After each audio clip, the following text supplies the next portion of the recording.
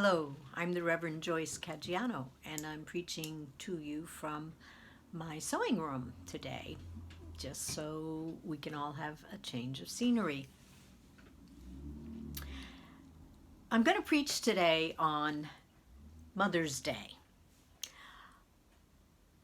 I don't really like Mother's Day because it's kind of old-fashioned.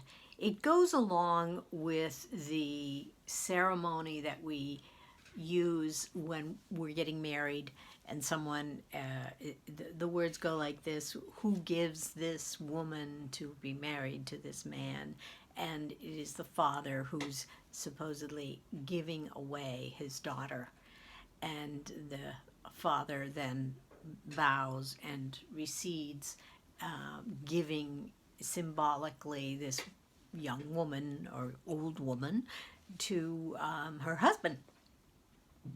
And so Mother's Day goes along with that. It's kind of old fashioned. It's the mother who takes care of the children, prepares the meals, does the grocery shopping, while the husband is off at work. And we know that today that's just not a model that fits who we are. And so it leaves us with the question of what is the thing that we're celebrating when we say we're celebrating Mother's Day. And I'd like to suggest that it is actually the essence of God Himself, the nurturing quality that we think of in the stereotype of motherhood. And we all wish we could be that ideal.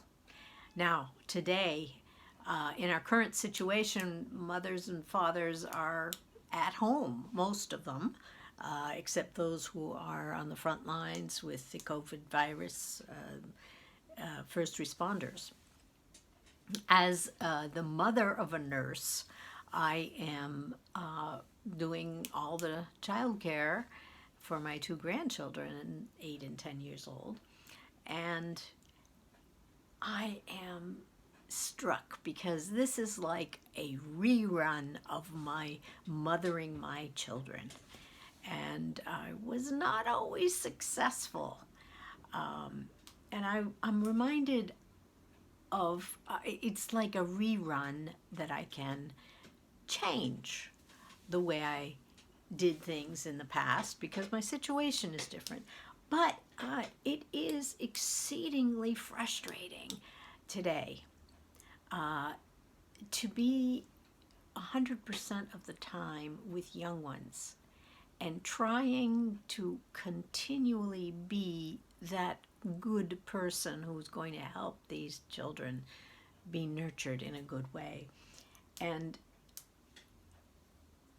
parenting is like wrapping your arms around a young one. It requires this delicate balance between restrictions, no, you can't do that, or yes, you must do your work now, and encouragement. And how do we do that? Whether we're mother or father, it's a quality of God. The restrictions being the law. We've been given the law from Moses right through Jesus. This is right and this is not right.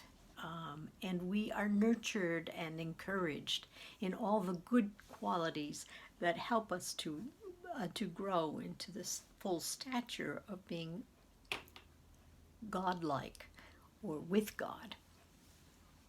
Today we have very challenging circumstances, and I'd like to say a word or two about our family, our church family. In our epistle from Peter, it says, like newborn infants, long for the pure spiritual milk, so that you may grow into salvation. We are like newborns. We are longing for the spiritual milk that is going to get us through this current crisis that the whole world is experiencing. And when we do that, we are becoming like children at the same time that we are mothering. It's a very complicated notion. And in our family, our church family, we have been nurturing one another in the essence of being God for one another, or being present like the incarnation of God among us. And what is really difficult today is that we cannot touch one another. We cannot see one another. We cannot be together to laugh, to eat, to pray, to have the Eucharist celebrated. And these are real challenges for us. And this week we lost one of our members. Virginia Lamb died. And I am struck by the banality of having to have only 8 people at the graveside ceremony. By law, we are not able to gather as the community that we're used to being gathered. But Virginia was part of us, and we were part of her life. And I know she was important. Whether we all agreed all of the time, and I know we didn't, and we don't, and we never will. But she represents for us that tactile connection and the tragedy of not being able to be with one another at this time when we will bury her on Monday. And so we must ask ourselves, how do we come to God? How do we understand God? And I'd like to say that Virginia is with God, and we are with Virginia. And so somehow this experience of her death is one that brings us back together. I'm going to end this with some words from a creed that I gave to the congregation, if you remember the congregation, a few months ago. And I just love the beginning of this creed. It says, "We believe in the God of life, who creates and loves people, who acts in history, and who promises to never leave us alone."